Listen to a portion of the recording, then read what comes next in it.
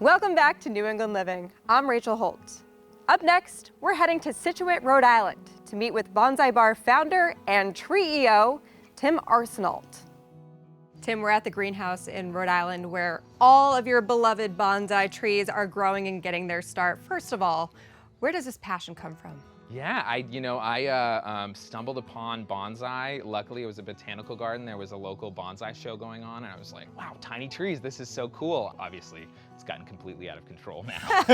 I would say so. There's a lot of trees in here. Yeah, thousands. Yep. Yeah. What makes you so passionate about this? Yeah, I mean, it was just, for me, it's always been a great escape from the stresses in life, like being able to work on tiny trees, to like get your hands in the dirt, and year after year seeing these trees you've cared for mature and get bigger. And it's literally like watching your own children grow. I read online, and we all know the internet is never wrong, that bonsai trees can live to over 1,000 years old. Is that true? Yeah, absolutely. Bonsai trees are meticulously cared for, so really kind of pampered once we have them there. They can live to be incredibly old. I know that there are bonsai trees that are known to be 300, 400, maybe even 500 years old with a lineage, in Japan of being cared for. But there are also trees that are incredibly old before they become bonsai. So it's very popular to collect trees from the mountains that have been naturally dwarfed by their settings, and then collect trees and then put them into a bonsai pot. What is Bonsai Bar? What is this concept, and how does it work? Yeah, so Bonsai Bar is a pop-up beginner bonsai workshop that we hold at breweries, wineries, distilleries, and the like. It's a 2-hour workshop. You come in and we give you everything you need to make your first bonsai. We walk you through potting your first tree into its own ceramic container and then styling it. And then we teach you how to care for that tree afterwards so you can start into this awesome hobby. What kinds of trees are you using? Because even as a bonsai rookie, I can tell that there's some different types here. Yeah, absolutely. So there's, as many types of bonsai as there are plants in the world, but what we use mainly is the dwarf jade that you see here is a succulent tree from the desert. Succulents are absolutely one of the easiest plants to care for. They're used to harsh conditions and not being watered as much. They survive really well. And then we have a second species of tree, a dwarf umbrella tree, which is a very common, actually used as a house plant. So it's another tree that likes being indoors, likes being cared for there. So they're both very, very resilient and are very easy to care for.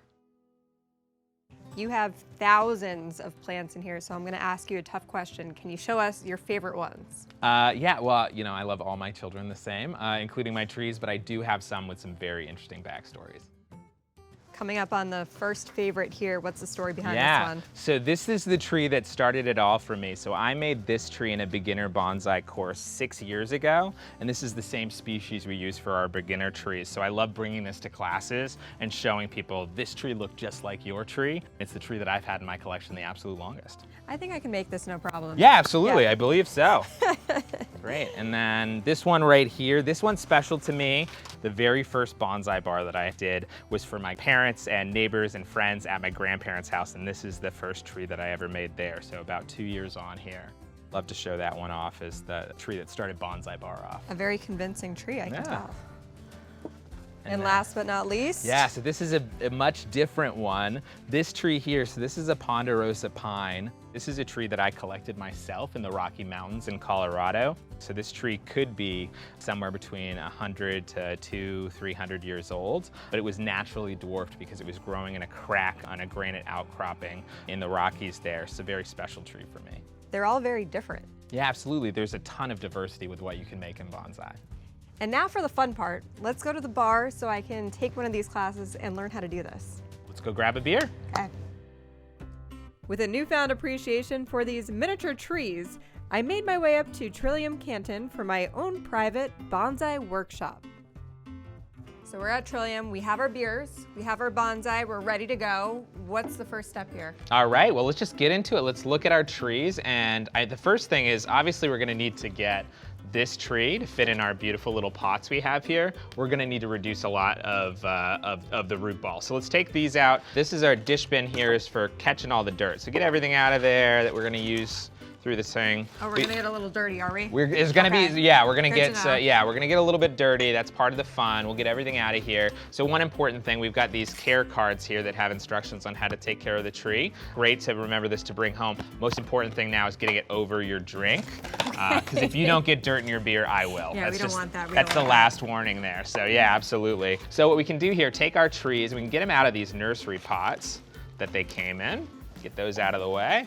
Yeah, and then we're just gonna obviously need to reduce it pretty significantly here. So we have these chopsticks that we're gonna use to just start digging away the dirt. Let's just start digging from the top down, get our root ball a little bit more manageable. We're trying to find the first big roots that come out of the trunk. So we wanna place those on the top of the surface, make it look like a big ancient tree with that nice exposed root flare, like you'd see in a wild tree. This is the part where I think will probably be the fun part, is designing.